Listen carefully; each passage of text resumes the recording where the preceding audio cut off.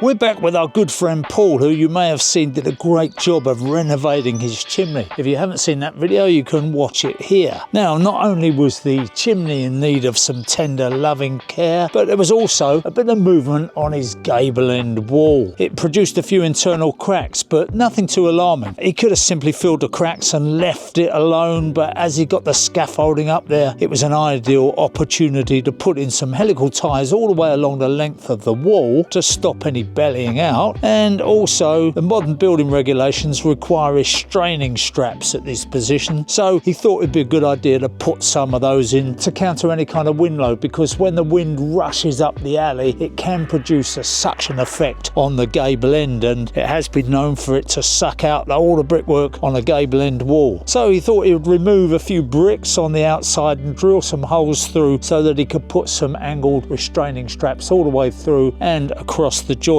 So he's notched the joists out to 8mm, which allows for the thickness of the strap and the screws, and he's also put some bracing in between each joist because you have to do that what they call solid blocking. And in typical Paul fashion, he's exceeded the minimum requirements there and put a few more restraining straps in than is strictly needed. And he's also going to put a few in the loft just to protect that top triangle, just in case that becomes a little bit vulnerable. And I reckon with that in place, he can now take the scaffolding down. I don't think that building's going to move in the next 100 years or so. So he can fill those internal cracks now with confidence that they won't open up again.